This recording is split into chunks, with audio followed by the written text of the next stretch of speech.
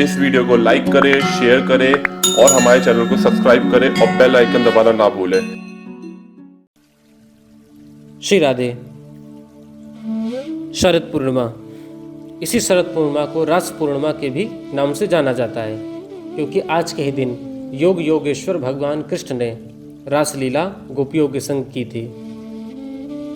इसके पूर्व गोपियों की इच्छा हुई कि हम प्रभु के साथ रास करें, किंतु आज शरद पूर्णिमा की रात्रि भगवान की इच्छा हुई कि मैं गोपियों के संग रास करूं।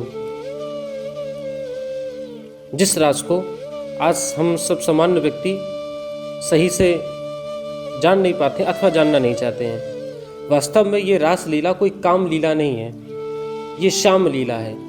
काम पर विजय प्राप्ति की जो लीला है उसी को रास कहा गया, क्योंकि इस महारास लीला में गोपियों के शरीर का किसी प्रकार का कोई लेना देना नहीं।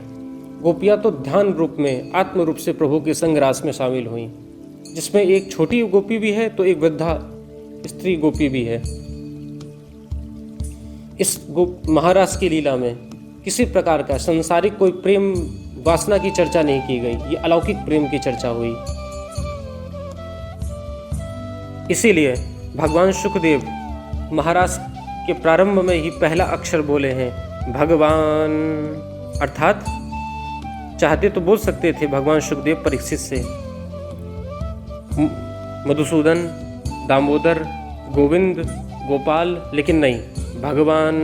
मानो भगवान सुखदेव आज हमें सावधान कर रहे हो कि अब जो लीला होने जा रही है ये स्वयं भगवान कर रहे हैं और इस लीला को केवल भगवान ही कर सकते हैं।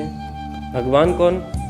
जिसमें 5 अक्षर हो, भ, ग, व, अ, न, जो भूमि हो, गगन, वायु, अग्नि और नीर अर्थात पानी, जो इन 5 प्रकृति पे अपना नियंत्रण रखता हो, अर्थात जो प्रकृति के अधीन है वो हम जीव हैं, और प्रकृति जिसके अधीन है वो ब्रह्म है, वही कृष्ण है।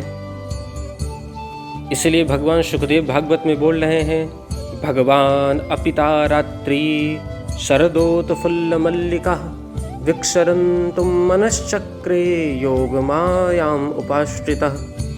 भगवान अपिता रात्रि, भगवान अपि, यहाँ अपि शब्द का प्रयोग किया गया, यानी ये महारास लीला किसी एक रात्रि में नहीं हुई, ये अनेक हजारों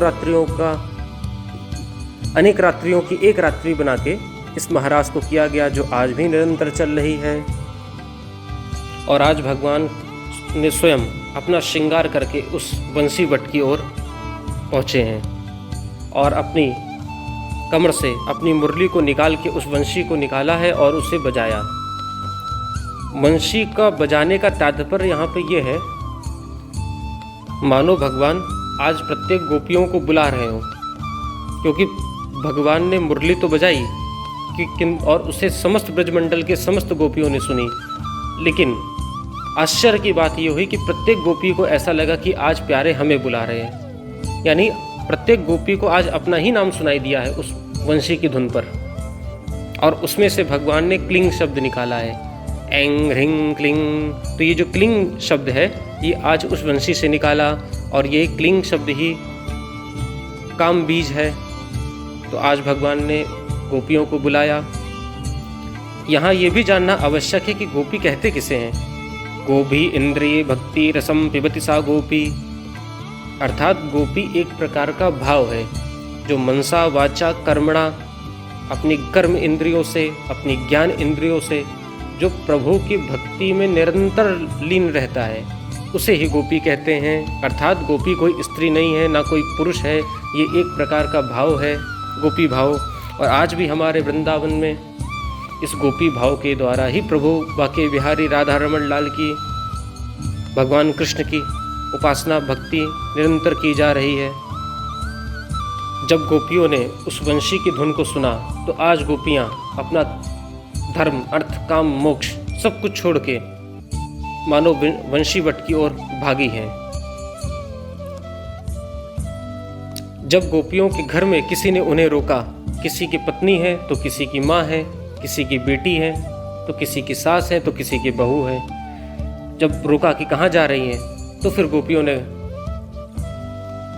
अपने समस्त पापों को समाप्त कर ध्यान मार्ग, योग मार्ग के द्वारा उस वंशी वट की ओर अपना प्रस्थान, अपना गमन किया।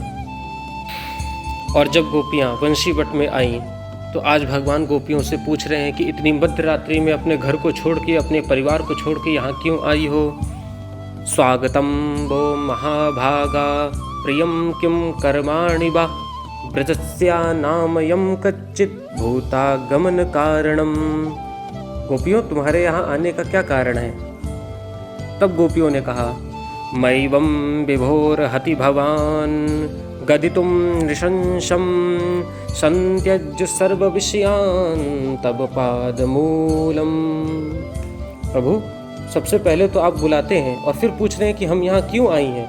आज हम धर्म, अर्थ, काम, मोक्ष, चतुर्थ पुरुषार्थों को छोड़ के आज आपके पास आई हैं। क्यों?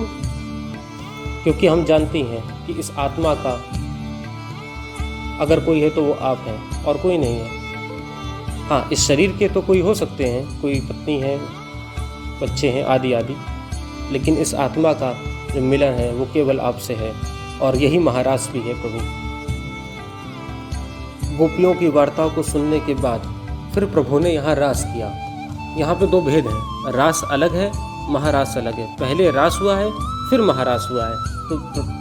तो भगवान यहाँ पे रास किए। रास करते ही करते गोपियों के मन में थोड़ा सा अभिमान जागृत हो गया कि हम कितने बड़भागी हैं, कितने पुण्य हैं हमारे कि आज हम प्रभु के साथ रास कर रहे हैं। जिन्हें बड़े बड़े संत, बड़े बड़े ज्ञानी, अमलात्मा जान नहीं सके, वो आज हमारे साथ रास कर रहे हैं।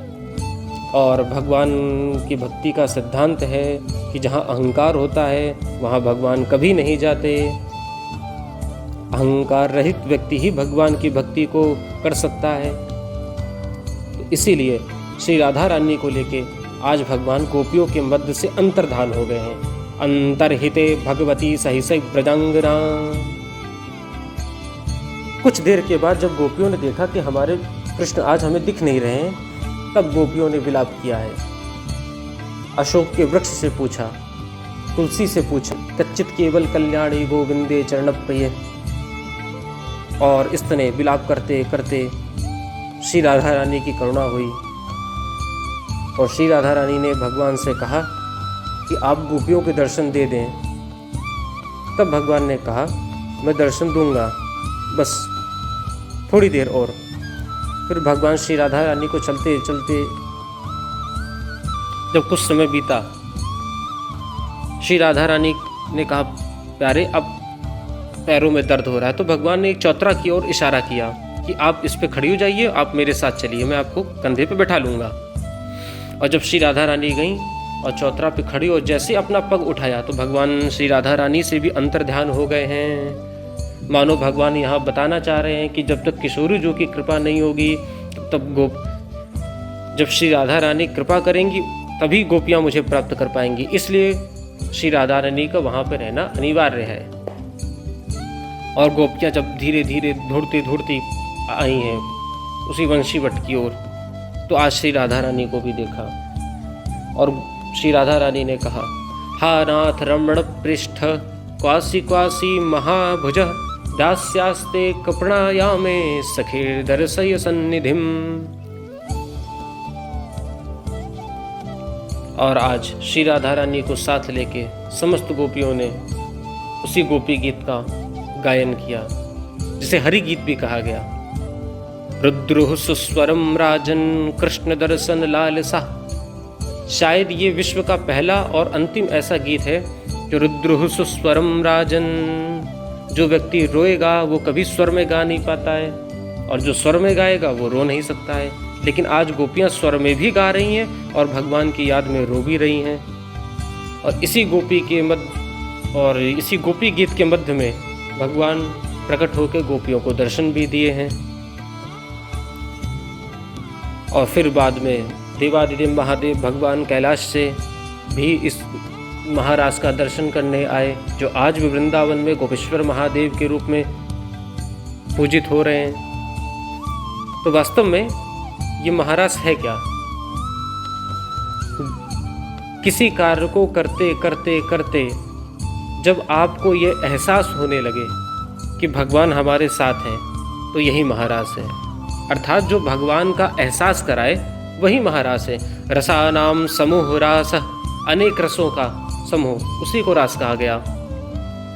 यदि ये काम लीला होती तो देवादिदेव महादेव भगवान शिव भगवान शंकर इसका दर्शन करने ना आते, क्योंकि इस पूरे विश्व में केवल 2 लोग हुए हैं जिन्होंने काम को जीता है। पहला मेरे स्वयं भगवान कृष्ण जिन्होंने काम को जीता है, और दूसरे जो भागवत सुना रहे हैं अर्थात भगवान वेदव्यास जी के सुपुत्र भगवान सुखदेव जिन्होंने काम को जीता है। और सुखदेव जी ने तो इस कदर काम को जीता है कि मानो इनको तो ये भी नहीं पता कि स्त्री और पुरुष क्या है। भगवान सुखदेव और भगवान कृष्ण ये तो काम को जीते हैं, और जो भगवान का भक्त होता है वो भी काम को जीत लेता है, कंट्रोल कर लेता है। इसीलिए ये महारास की कथा, ये रास की कथा कोई स्त्री और पुरुष का मिलन नहीं है, ये एक भक्त का अपने भगवान से मिलन ही महारास है। जिस महाराज का जो पाठ करता है, जो श्रवण करता है, उसके हृदय में भगवान की पराभक्ति जागृत होती है। श्री राधे।